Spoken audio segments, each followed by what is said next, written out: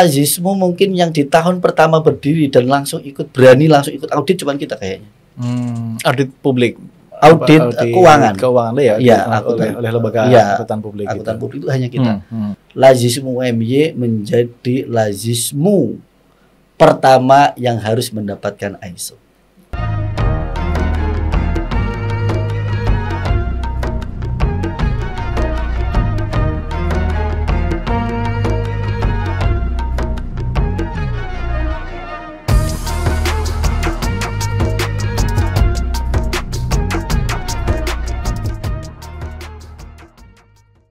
Oke, berarti gini, kalau tadi itu kan ada Muzaki request mustahik itu kan salah satu layanan yang diberikan oleh lazismu UMY.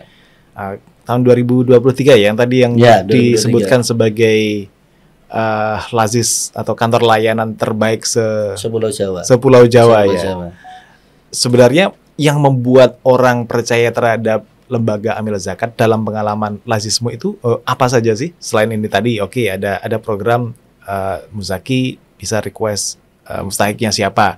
Apa yang perlu ini secara kelembagaan dibuat oleh lembaga amil zakat sehingga membuat muzakinya itu punya trust tinggi gitu? Kalau dari pengamatan kami ya, kita juga ada ngadakan semacam riset kepuasan muzaki, kemudian kepuasan mustahik, kita juga ada melakukan menyebar kuesioner itu. Yang paling membuat orang percaya itu ada dua, Pak Syifa. Satu, laporan. Laporan. Maka kami melaporkan dan kita setiap tahun membuat semacam annual report. Laporan 1 tahun kami untuk apa saja, penerimanya lembaga berapa, manfaat berapa, jumlah muzakinya berapa, itu kita ada. Ya, karena tadi ini masalah uang gitu. Kan orang banyak donasi kita dan kita memang menerima donasinya uang. Kalau banyak donasi bencana kita nggak terima, maunya kayak banyak pakaian layak pakai gitu ya, kita nggak terima. Ya, kenapa? Karena itu sulit untuk pengelolaannya. Bahkan banyak di tempat bencana, karena kita beberapa kali terjadi bencana itu banyak yang terbuang. Karena pengertian orang layak pakai itu pokoknya kira-kira masih bisa dipakai gitu ya, bukan benar-benar layak gitu. Layak menurut siapa? Iya. Dan maka yang paling menarik itu sebenarnya laporan. Tidak semua lembaga amil zakat mampu melaporkan dan karena prinsip kita, salah satu misi kita kan menjadi lembaga amil zakat yang transparan dan profesional. Ya, artinya kita jadi muzaki menerima laporannya, mustahik juga bisa menerima. Ketika mungkin diasumsikan ada mustahik, loh kok saya nerimanya segini, dia bisa komplain. Dan kita ada layanan komplain lah bahasanya ya. Komplain dari dua belah pihak. Iya, dari belah pihak itu ada. Nah, kemudian itu yang buat makin percaya. Ya, selain yang muzaki request mustahik tadi ya. Kemudian yang kedua, program yang dimiliki programnya itu apa? Nah, program dua ya. Iya, karena tadi kan zakat itu kan harus memberikan dampak. Jadi bisa diukur dampak zakatnya itu seperti apa. Ya, apakah memang hanya makanya tadi kita di awal saya sampaikan dalam penyaluran zakat itu kita dua, ada konsumtif, ada produktif. Ya, termasuk saya contohkan pemberdayaan UMKM gitu ya. Pemberdayaan UMKM itu kita punya dua tipe, Pak. Yang pertama, kalau bahasa kami menganalisa ya, tim amil kita tuh ada fakir, ada miskin. Ada fakir dan miskin. Gimana itu membedakan? Ya, jadi kalau fakir itu memang kebutuhannya mendesak dan kemudian dia yang penting butuh penghasilan dulu. Fakir itu butuh penghasilan dulu, mendesak, emergensi. Mendesak. Jadi artinya umpamanya dari awal makan susah, kita kasih usaha apapun dulu, yang penting dia nanti bisa mencukupi kebutuhan sehari-hari dulu. Itu fakir. Maka kami targetnya fakir itu menjadi miskin. Ya kita realistis ya, mungkin fakir menjadi langsung kaya gitu lah ya. Naik satu level itu ke miskin dulu. Iya. Jadi ini pramiskin ini. Iya, pramiskin. Karena kita di masyarakat tidak bisa umpamanya dalam waktu 3 bulan langsung berdaya, enggak. Ya, jadi kemudian yang kedua, dari miskin menjadi berdaya. Kalau miskin itu apa? Di definisinya apa? Ya, kalau miskin itu dia punya penghasilan, dia mampu untuk hidup, tapi belum sepenuhnya untuk mencukupi kebutuhannya. Artinya tadi untuk bayar anak sekolah, untuk kebutuhan-kebutuhan lain, ya, gitu penghasilan ada lah, ya, tapi ada mencukupi. Tapi sehari-hari sebenarnya dia tetap bisa hidup. Tapi kan ini rentan untuk turun ke bawah, rentan gitu dia. Degradasi. Ya, degradasi itu tadi ya. Maka itu yang kemudian kita kembangkan menjadi masyarakat miskin yang kita berdayakan. Dan berdaya itu artinya dia mempunyai nanti peningkatan, jadi tidak rentan untuk ke bawah tadi, tapi naik ke atas itu. Dan kita ada indikator-indikatornya itu. Ya, kemudian ada, makanya kita coba kalau yang miskin kan sebenarnya tidak hanya sekedar untuk makan, tapi dia punya mimpi tadi, anaknya pengen sekolah kemana. Nah, kita siapkan dari sekarang.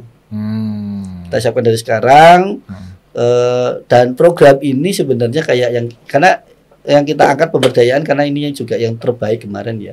Jadi ini salah satu unggulannya iya. Semua MY. Dan itu sebenarnya kita awalnya dari riset.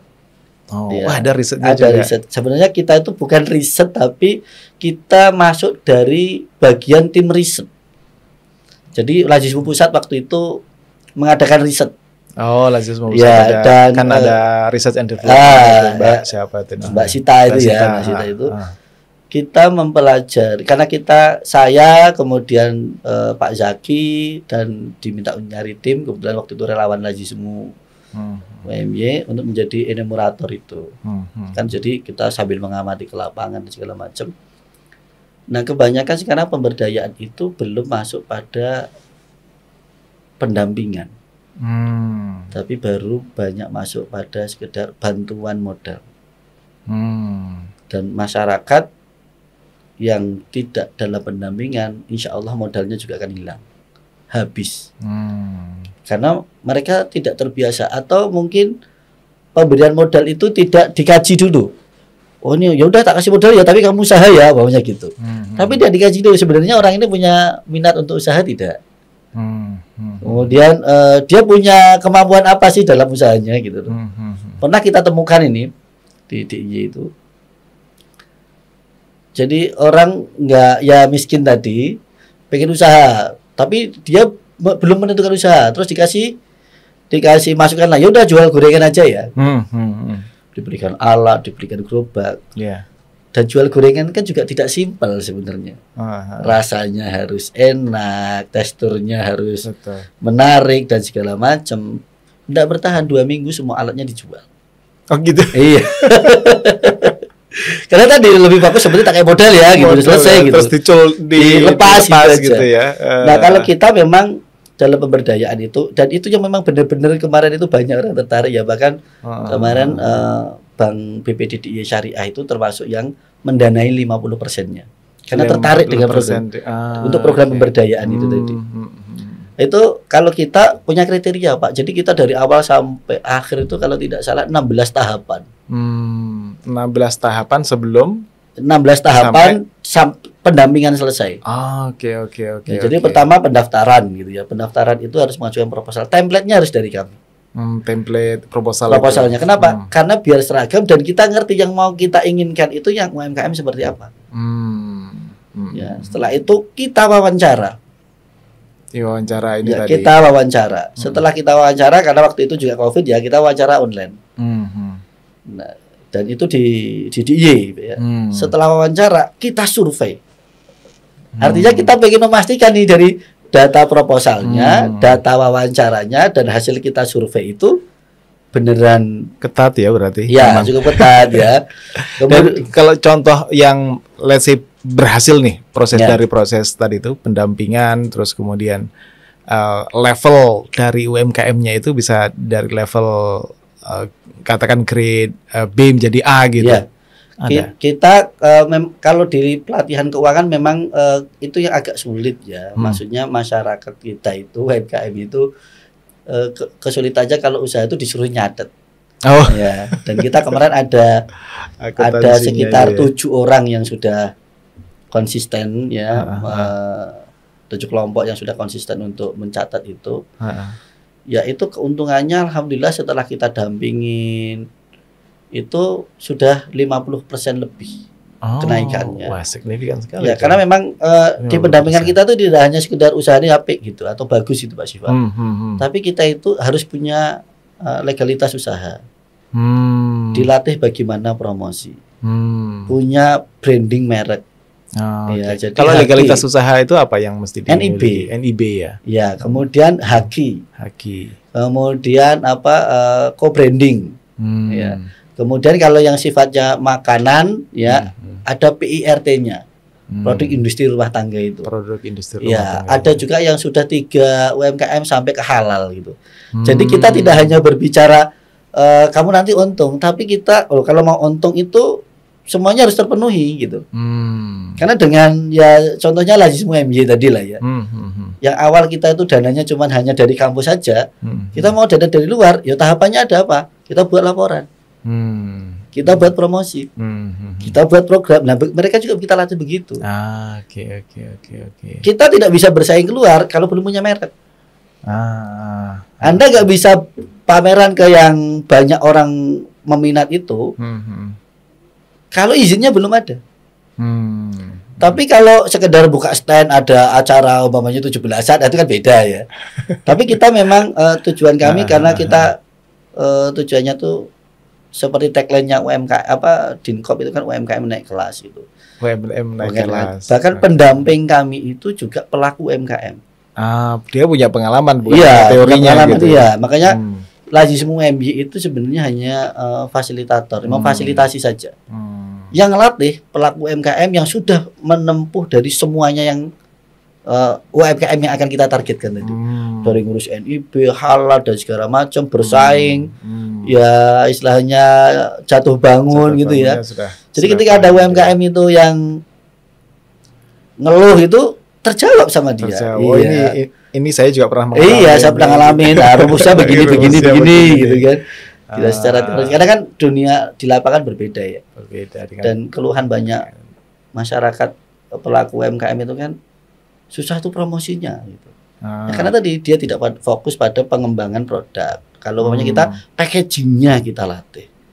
Jadi saya punya salah satu UMKM itu jualan gelang itu, gelang ya kayak anak-anak muda itulah ya lah diplastikin biasa dengan dikemas yang menarik, harganya selisihnya 25.000. Padahal gelang yang sama. Padahal ya sama selisihnya. Tapi karena tadi ketika packagingnya bagus, kaum menengah ke atas mau beli oleh-oleh itu ya brandnya ya brandingnya itu ya brandingnya dapat itu. Oke, jadi itu ya dua ya, laporan keuangan sama program-program itu yang membuat orang kepercayaan terhadap lembaga amil zakat itu bisa meningkat gitu, bisa mantap gitu. Tapi ini soal pribadi mungkin. Kalau pengalaman Pak Rizik kan, ini kan nggak ada nih presiden atau contoh di lembaga-lembaga amil zakat sebelumnya atau yang lain yang pernah melakukan model-model tadi itu laporan keuangan, program-program pemberdayaan yang dilakukan oleh lazismu UMY. Ini referensinya apa ini? Referensi Pak Rozikan membuat inovasi yang positif lah untuk pengelolaan inspirasi atau referensi atau apa Pak Rozikan yang mendorong penyelenggaraan lazismu kayak gini nih. Saya selalu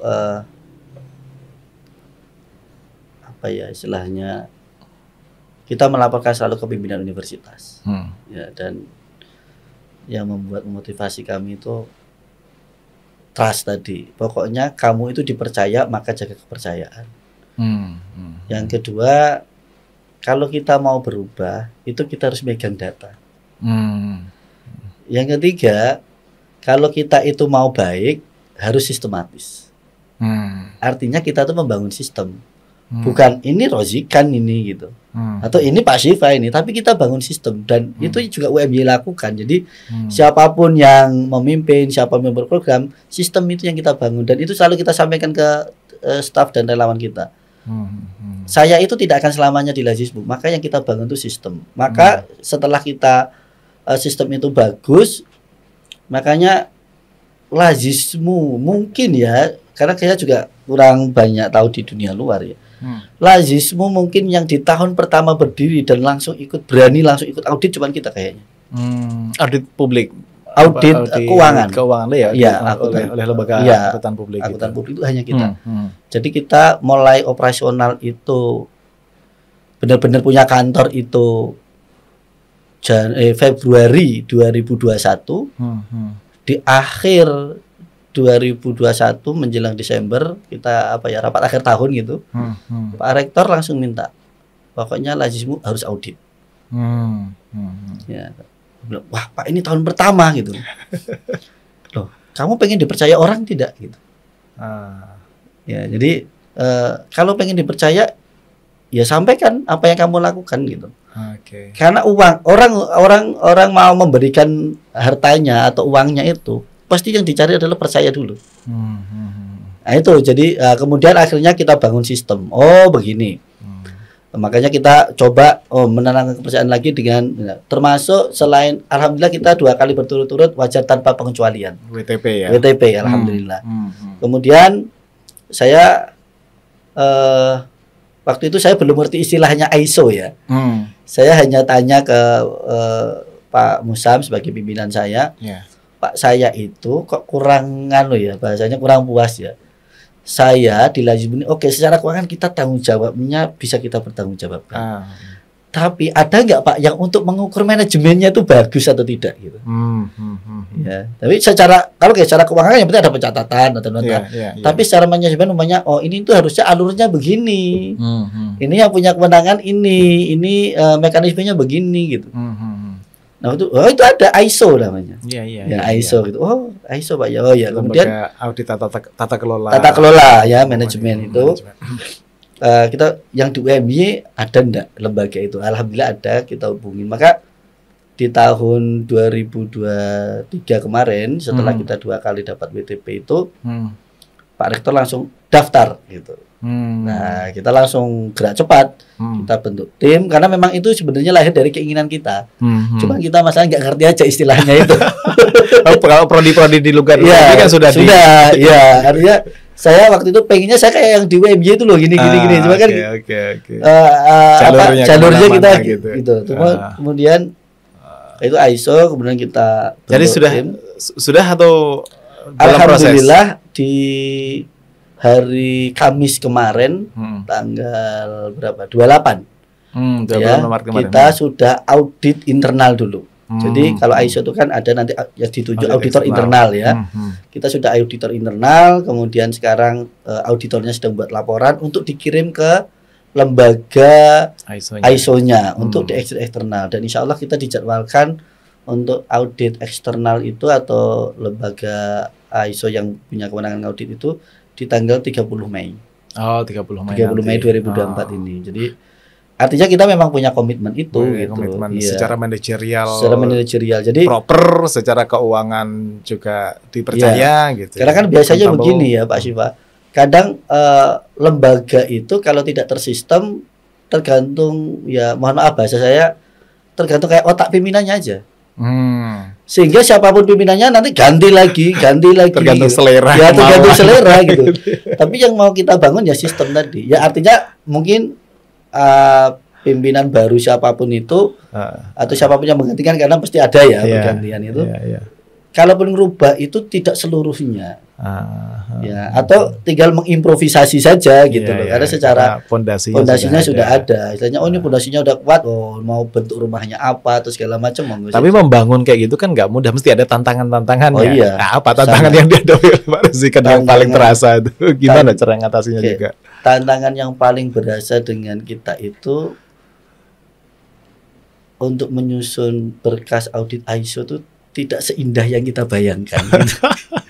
Itu bahkan kita akhirnya sampai lembur ya. Ramadan aja sebelum audit kemarin saya 3 malam itu lembur nginap di kantor itu bersama tim itu. Saking pengennya pokoknya kita harus jadi memenuhi karena teknis detail gitu kan. Iya, detail sekali. Bahkan ini dokumennya ada enggak, ini apa. Kalau kayak kita kalau kayak kita di prodi kan sudah menerima, jadi tinggal nanti siapkan ini ya. Kalau kami itu kan dari awal memang menyusun sendiri gitu. Jadi membuat aturannya kita buat sendiri, kita pastikan sudah kita jalankan, kemudian dinilai oleh orang. Nah, kalau di prodi kan kita aturannya udah dibuat universitas, kasih ke prodi tinggal jalankan implementasinya saja. Kalau kita membuat, kita itu punya SOP saja itu kalau tidak salah 64 SOP. Itu membuat sendiri itu. Ya, maka kita hampir 4 bulan, Pak. Ya, karena kita tadi ya tim kita tidak hanya fokus ISO tapi karena juga berbarengan dengan ngurusi fundraising, potential program, pengelolaan najis itu.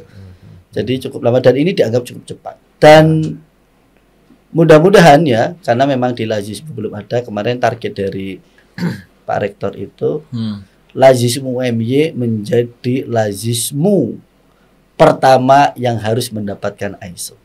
Pertama ya kalau dapatkan sertifikat ya, ISO. untuk Lazismu ya, untuk Lazismu. Ya. Karena Jateng kemarin yang baru mulai ngurus itu Jateng. Jateng itu dulu kita. Bahkan sekarang mereka proses pengurusannya. Iya. Bahkan sekarang mereka belum melaporkan ke tim auditor internalnya.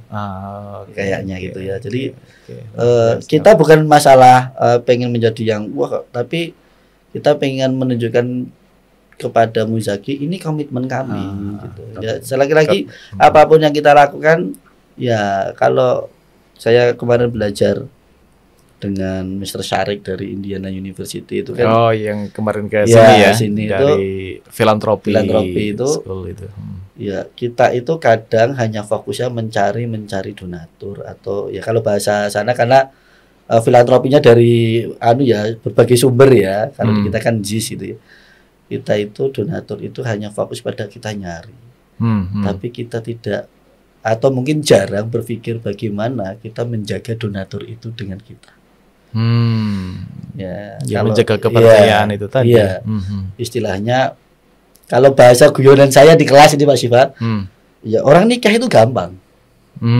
Ya tinggal datang ke KUA atau ke orang tuanya aja lah, ke syariat, nikah mengucapkan ijab kabul selesai gitu loh. Selesai jadi. Tapi yang susah atau yang menantang itu kan menjaga pernikahan itu.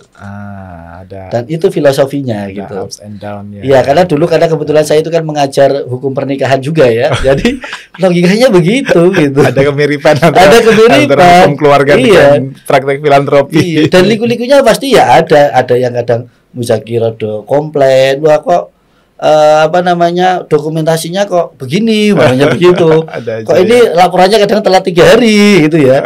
Ya tetap ada gitu. Artinya di rumah tangga kan juga mesti ada begitu. Tapi bagaimana mengkomunikasikan tadi itu penting ya, menjaga, mempertahankan kepercayaan yang sudah berdonasi. Gitu. Iya, makanya kadang orang memberikan data donaturnya kok kayak baru semua. Padahal kan bagusnya yang lama dijaga sambil menambah donatur baru gitu. Maka Lazismu UMY itu setiap tahun alhamdulillah perolehannya bertambah karena tadi ada donatur lama terjaga, kita jaga donatur baru. Kalau kita dari universitas itu Pak Syifa, alhamdulillah di tahun 2023 ya, 2023 karena yang terbaru 2023 yang sudah 1 tahun itu, target kami itu 2,4 miliar. 2,4 miliar 1 tahun. Penghimpunannya. Dan sudah dari universitas itu 1,4. Artinya kita tinggal nambah 1 miliar saja. Itu dari pegawai ya, dari potongan zakat infak para pegawai UMY itu. Dan alhamdulillah kemarin targetnya 2,4 itu kita bisa balik angkanya menjadi realisasinya tuh 4,2 miliar. Ya, dari itu yang donatur lama kita jaga sambil kita mencari donatur baru. Luar biasa. Ya, kebanyakan orang kan lupa menjaga, padahal donatur lama itu kan pengennya ya sebenarnya kadang sepele.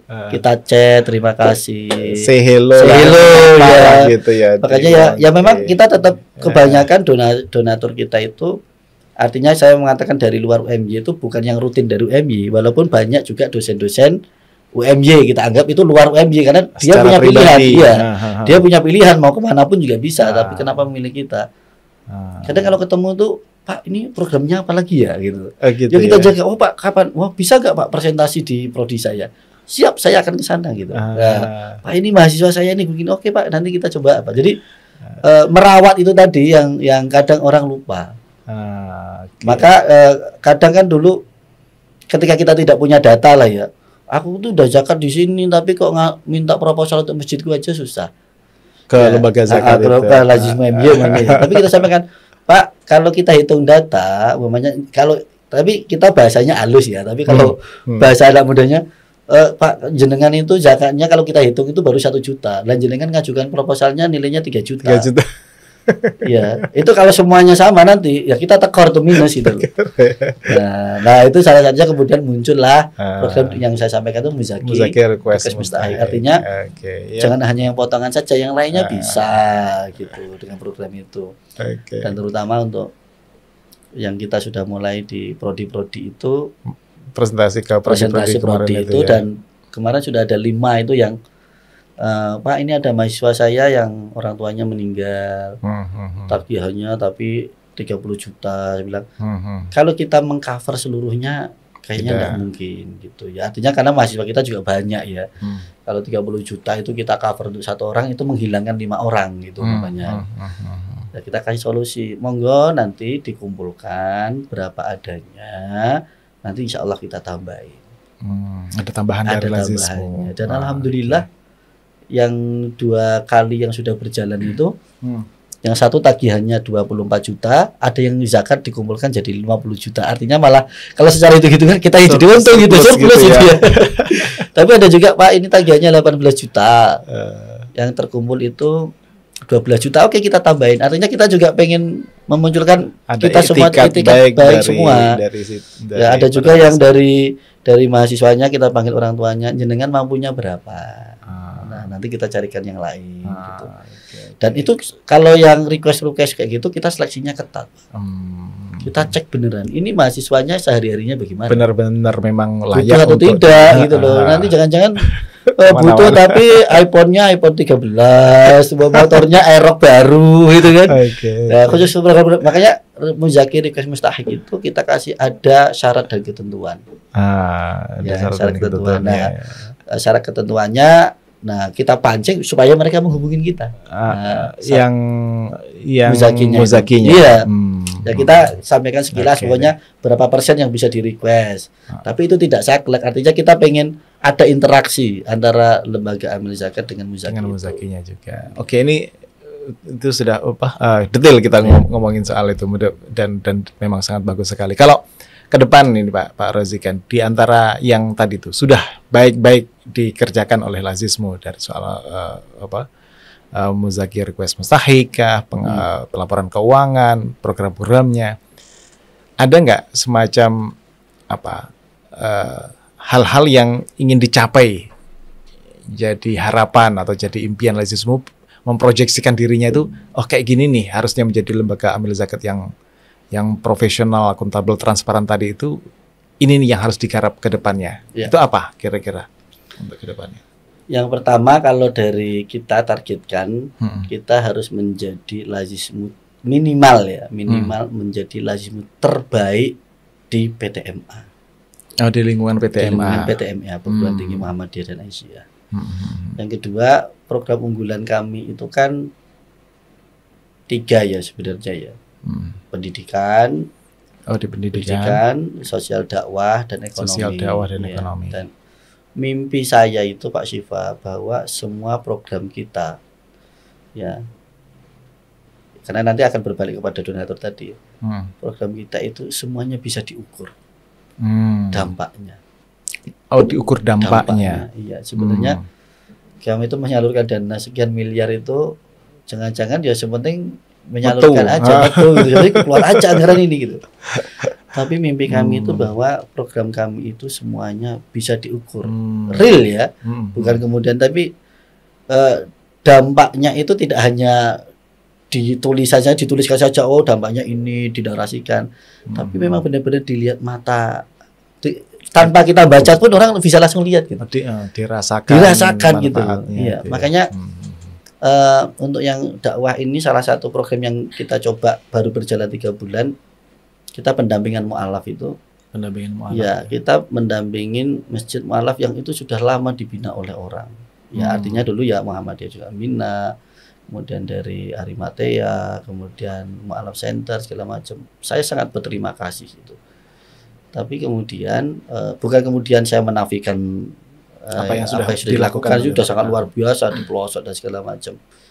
Tapi ketika kami ke sana, kita ngelihat sudah didampingi bertahun-tahun, kok menurut saya ya tidak ada kemajuan gitu loh. Artinya yang dulu nggak bisa baca Quran ya sampai sekarang nggak bisa baca Quran gitu.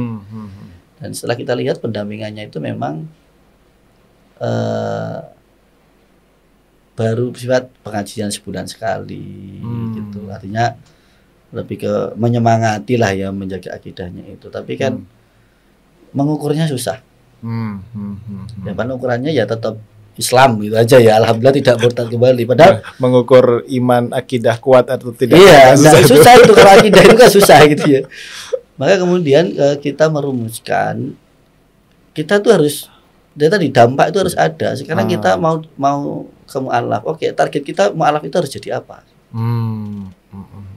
Ya, kemarin kita punya, Pak, di Ramadan ini 3 kita terjunkan ke sana. Karena kita sambil menjajaki ya. Pak, ini kalau kami itu pulang nggak ada yang bisa ngimamin tarawih. Jadi ketika dai kami yang kita terjunkan mukim gitu. Oh, kami itu si dai-nya pulang dari komunitas itu nggak ada Pak yang berani ngimamin tarawih. Gimana Pak? Ya sudah, kalian tetap dulu di sana. Yang di sana tetap mengawal. Yang di sini kami tim yang tidak mukim di tempat mu'alaf itu kita menyiapkan kurikulum ke depan. Kita targetkan umpamanya nanti setelah lebaran ini kita akan jalankan kurikulumnya. Oke, ada tahsin dan ada tahfiz. Artinya mereka kita targetkan tahun depan imamnya harus dari masyarakat sana. Ya, bukan lagi dari kita. Jadi tahun depan ya yang kultum dari masyarakat sana. Umpamanya mereka yang benar-benar bisa berani kayak gitu ada 10 orang, enggak apa-apa, berarti 10 orang 1 bulan 1 orang dapat jatah 3 kali. Gitu ya. Kita pengennya begitu Pak. Jadi ya termasuk UMKM tadi ada yang diukur, tidak hanya yang penting itu aku menyalurkan dana modal 100 juta gitu. Ya, dampaknya juga bisa dirasakan, bisa dirasakan dan itu juga tadi donatur ketika ajak ke sana gitu. Oh iya ya, dulu umpamanya masyarakat ini belum banyak tahu apa-apa, sekarang jadi tahu sehingga orang percaya lagi lah. Karena di program kita kalau tidak dibiayai oleh donatur atau muzaki juga nggak bisa jalan gitu. Makanya tadi membuat orang, apa sih yang membuat orang tertarik? Itu ya program kita punya dampak atau tidak. Jadi mimpi saya semua program kami itu bisa diukur dampaknya. Ya walaupun sudah ada teorinya ya, ada untuk mengukur itu, tapi saya pengennya benar-benar ada pengakuan dari masyarakat sekitar itu minimal yang merasakan dampak kan yang itu bahwa kehadirannya Lazismu UMY itu benar-benar memberikan dampak bukan hanya tertulis narasi saja di atas kertas gitu ya. Iya, tapi memang benar-benar dampak ya. Oke, barangkali ada hal-hal lain yang mungkin belum kita obrolkan gitu, ada yang mau disampaikan untuk entah para muzakinya kah, entah para mustahiknya atau siapa saja. Dari saya atas nama Lazismu UMY, saya sangat menganjurkan tadi ya, kalau kita pengen menghapuskan kemiskinan, kita pengen memberdayakan masyarakat ya memang kuncinya kita juga harus punya minat. Satu, zakat yang kita salurkan itu memang benar-benar ingin punya manfaat buat umat. Tidak hanya sekedar konsumtif ataupun malah personal branding gitu ya. Membranding diri sendiri bagi-bagi gitu. Tapi kita harus punya ya satu pemikiran dulu bahwa zakat kita itu harus berdaya. Maka saya sangat menganjurkan dan mendorong umat muslim seluruhnya ya berzakat, berinfaklah, atau mungkin yang non muslim, karena kita juga ada yang non muslim berdonasi melalui kita. Oh ya? Iya. Dengan program Muzakir Kefistahik tadi ya. Itu ada juga yang non muslim itu ya berdonasilah atau berzakat infak sedekahlah melalui lembaga. Iya, dan tentunya lembaga yang benar-benar punya kredibel ya, bisa melaporkan, bisa mempunyai kepercayaan dan memang programnya benar-benar jalan. Sehingga tadi kita mungkin pemerintah belum, kita bisa membantu pemerintah dengan itu. Ya, dengan mengurangi kemiskinan. Ya, kalau umpamanya di setiap kantor Lazismu saja ya punya ya. Lazismu di Jogja itu kan ada ratusan kantor ya. itu bisa memberdayakan 1 tahunnya 10 orang saja, artinya sudah 1.000 orang berdaya. Partisipasi masyarakat, partisipasi masyarakat, non negara gitu. Non negara itu, nah itu kalau kita itu seperti dan kita kalikan itu, nah, maka dan kalau memang tidak yakin, saya harap datangi lembaga itu, ya minta laporannya. Ya, kalau dia bisa memberikan laporan waktu itu seketika itu, berarti bagus lembaganya. Bagus lembaganya. Ya. Maka di DIY satu-satunya Lazismu, saya pokoknya branding terus ini ya Mas Pak. Ya dari tahun 2023 dan sekarang alhamdulillah kemarin sudah ada yang ngikutin ya. Yang bulanan sudah ada yang ngikutin, tapi Lazismu MJ meningkatkan lagi. Laporan keuangan kita. Bukan hanya bulanan. Ya, bukan hanya bulanan, real time harian. Real time harian. Ya, maka kita kemarin pernah didadak oleh pimpinan. Saya mau lihat keuangannya Lazismu. Oh ini saldonya berapa? Yang di bank berapa? Yang di kas berapa? Yang untuk pendidikan sekarang berapa? Yang untuk kesehatan berapa? Detail itu langsung kita sajikan. Bisa dilihat. Bisa dilihat. Dicek, ya. Dan untuk menjaga kepercayaannya kita online kan, kita buat link. Kapanpun pimpinan mau lihat tidak perlu bertanya dengan kami, tapi bisa langsung melihat. Bisa dari mejanya sendiri. Iya, maka carilah lembaga yang memang punya kredibilitas tinggi. Gitu, Soal kemarin Lazismu ini dapat hadiah dari BI sebagai tadi itu kantor terbaik, kantor layan terbaik itu tadi. Dan diterjemahkannya tidak dalam bentuk uang yang diterima dan dibagi-bagi, tapi diterjemahkan dalam bentuk program yang akhirnya bisa kerja sama sama Wonder Home juga gitu. Alhamdulillah ya. Dari keberkahan dan doa semua muzaki dan penerima manfaat itu kan kita kemarin dapat juara 1 itu dapat hadiah ya agak cukup besar, dan hadiahnya memang untuk sebenarnya untuk pengembangan kantor. Untuk pengembangan kantor. Jadi di bunyinya itu pengembangan kantor aset gitu. Dan saya sampaikan ke pimpinan, waktu itu kita belum punya kendaraan itu Pak Syifa. Dia belum punya mobil ya. Kita sampaikan, wah kita mau beli mobil second aja gitu. Dan SPJ-nya lebih mudah. Satu kwitansi selesai gitu ya. Dan pimpinan menyampaikan, nggak usah ya, kita juga mau ngasih hadiah. Oh, pimpinan juga ngasih hadiah. Jadi hadiahnya kita diberikan mobil operasional dari kampus. Dan semuanya ditanggung oleh kampus ya kalau operasional harian kita ya, tapi bentuknya operasional besar apakah servis dan segala macam itu kampus yang menghandle. Terus diminta yang hadiahnya dari BI untuk pengembangan aset, dan belilah satu aset yang punya manfaat buat umat gitu.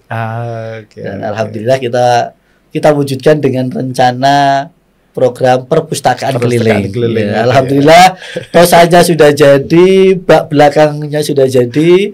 Insya Allah besok ya Pak Syifa, besok pagi kita akan ketemuan untuk fiksasi program itu dengan bermitra Wonder Home, pimpinan cabang Aisyah, PCM Kasihan dan Gamping, dan perpustakaan UMY. Dan itu mudah-mudahan nanti kita bisa memasukkan literasi tentang filantropi juga untuk anak-anak dari ya kita targetnya memang ada anak-anak usia SD ya, terus kemudian nanti kerjasama dengan sekolah, dengan TPA gitu. Mudah-mudahan juga Lazismu punya kontribusi dalam peningkatan literasi, salah satunya filantropi untuk anak-anak. Insya Allah, dan kita sampaikan ke BI kemarin, mereka sangat senang dan insya Allah nanti pas launching programnya katanya kalau kami diundang datang. Oh gitu. karena kita kan sebenarnya 3 lembaga yang dapat hadiah itu, juara 1, 2, dan 3. Yang lainnya dibelikan aset masing-masing. Oh gitu. Dan kita dapat hadiah itu 80 juta. Yang benar-benar kita pakai untuk pengembangan aset Lazismu itu hanya 30 juta. 50 juta aja kita untuk perpustakaan itu. Jadi malah lebih banyak memang yang untuk umat tadi gitu ya. Ya, mudah-mudahan nanti barokah lah itu. Insyaallah, mudah-mudahan selamat. Oke, gitu Pak Rozikan sementara. Makasih banyak tadi pencerahan tentang zakat, tentang Lazismu, tentang macam-macam gitu. Insyaallah manfaat untuk semuanya ya kita. Dan tentunya tadi Pak Syifa, kalau mamanya butuh konsultasi zakat bisa menghubungi Lazismu UMY atau nanti bisa melalui saya langsung ya. Tapi kayaknya baiknya tetap melalui nomor Lazismu UMY gitu. Jadi terstruktur. Jangan apa-apa Rozikan. Kita kalau setiap hari itu kita setiap kebutuhan, Pak ini tadi ada yang nanya begini gitu. Jadi malah istilahnya terstruktur gitu, dan pasti dibaca oleh staff gitu. Oke. Ya karena kalau kita dijabri orang apalagi nomornya tidak tersimpan kan atau tenggelam kemana gitu ya. Ya insya Allah siap melalui nomor kita. Nanti mungkin bisa ditampilkan Pak Syifa nomornya dan melalui sosial media kita. Karena kita itu kalau upload tentang informasi di IG kita itu followernya baru 3.000 Pak Syifa, tapi yang melihat itu sudah di angka 8.000. Oh gitu ya. Iya, artinya banyak lah. Tidak hanya follower kita aja yang melihat yang melihat, ya. tapi ya tadi kemarin ada yang dari Cirebon konsultasi zakat. Oh ya, dari Cirebon juga. Dari Cirebon, kemudian kemarin dari Jakarta juga ada. Ya karena tadi sana ada lembaga zakat, tapi kenapa milih kita? Ya itu responsif dan macam-macamnya itu penting. Oke, Pak Rozikan, ya selalu keep in touch dengan Lazismu juga nanti kalau misalnya perlu konsultasi dan pertanyaan macam-macam seputar dengan zakat, dengan macam-macam yang seputar itu. Makasih, mudah-mudahan bermanfaat dan kita ketemu di lain waktu insya Allah. Assalamualaikum warahmatullahi wabarakatuh. Assalamualaikum warahmatullahi wabarakatuh.